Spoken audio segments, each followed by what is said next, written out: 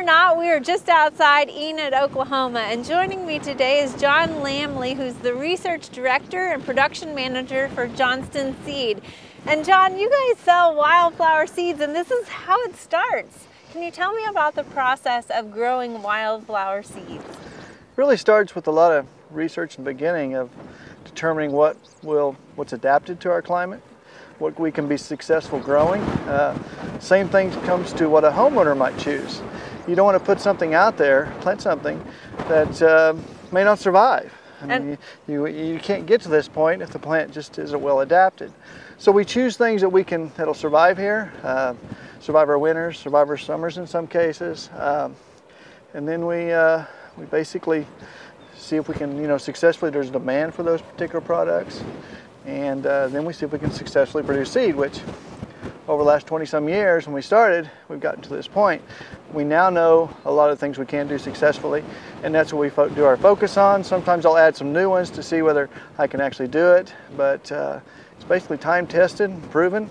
And of in course, most years, this is one of your most popular seeds, the Bluebonnet. And we know it does well here in Oklahoma. And most people do not think the Texas Bluebonnets will survive in Oklahoma. Hence Texas Bluebonnets. Obviously, it's not the Oklahoma Bluebonnets, but it actually is very winter hardy. About 4 years ago, 3 or 4 years ago, we got down to -6, no snow cover, and they survived beautifully. A lot of the canola and the wheat took a pretty good hit, but amazingly enough, the Bluebonnet survived quite well and had a really good crop. So it's one that it's obviously pretty to do, but we have good demand, and most of the times we sell it back to Texas when they have a short crop. So little does Texas know that Bluebonnet's coming from Oklahoma. Actually, they may not admit to it, but they have no problem buying them if it's short. So what are some of the other wildflowers you have growing around here? We also do the Landslip Coreopsis, a little more commonly known as tick seed. We do some pitcher sage, a small amount, partridge pea, Illinois bundleflower, the Maximilian sunflower, purple prairie clover, a few of them probably escape me, lead plant. Most of those we initially started more to focus on the prairie restoration. Obviously Bluebonnets are a little more of a showy, typical wildflower that you think of. But in recent years with the pollinator issue come out with the bees, we've started focusing a little bit more on gearing up towards that, as well as the monarch butterflies.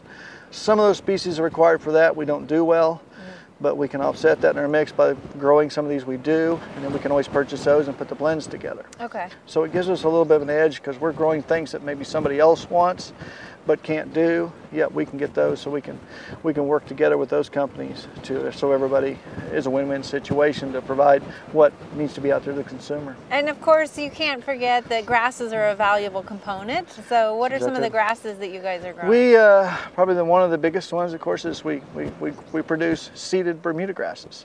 With the original, with Guyman, Bermuda grass was a forage type.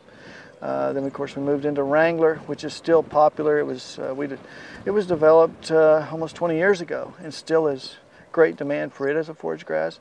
And Riviera Bermuda grass, which was developed also by Oklahoma State, is one that we've been growing for almost 20 years now that is successful around the world.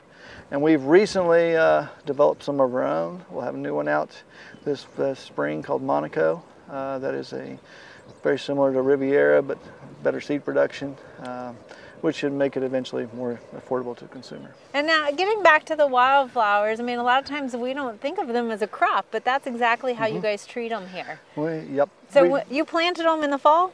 The Bluebonnets were, for a homeowner, you would purchase a seed.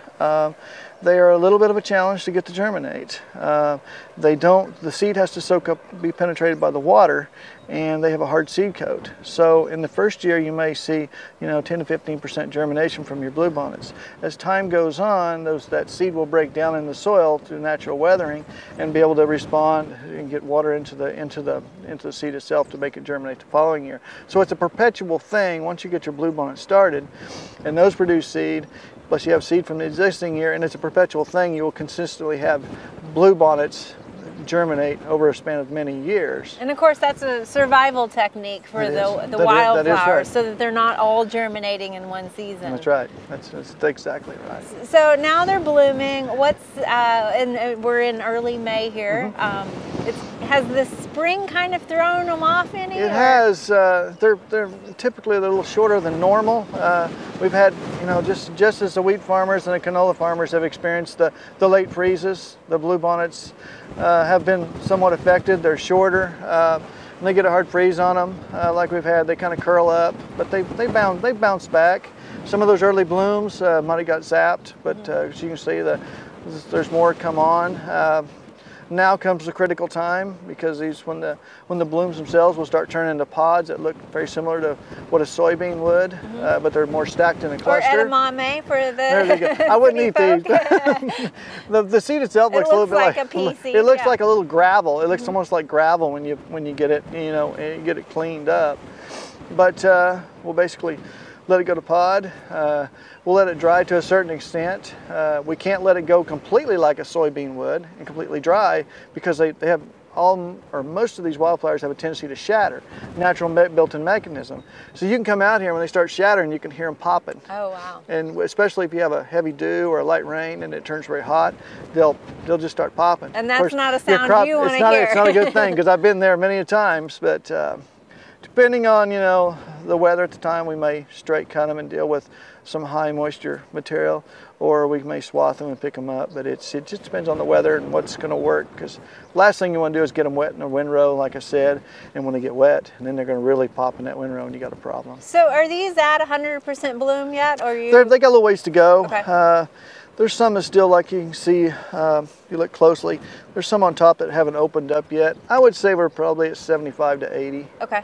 And they typically come out a lighter blue, and they're going to get darker blue, and almost in some cases they almost get a little bit of a purple look to them, because they're so dark. So in about a month is when you'll be harvesting? Probably pretty close. All there right. Again, who's going to guess what the weather's going to do? But hopefully you'll come back and we'll show you that process, and we can get them harvested, and then show you how we clean them, and then and how they're going to end up in the consumer's hands to be used. Okay, thanks, John, Yep. and we'll see you in a month. All right, thank you.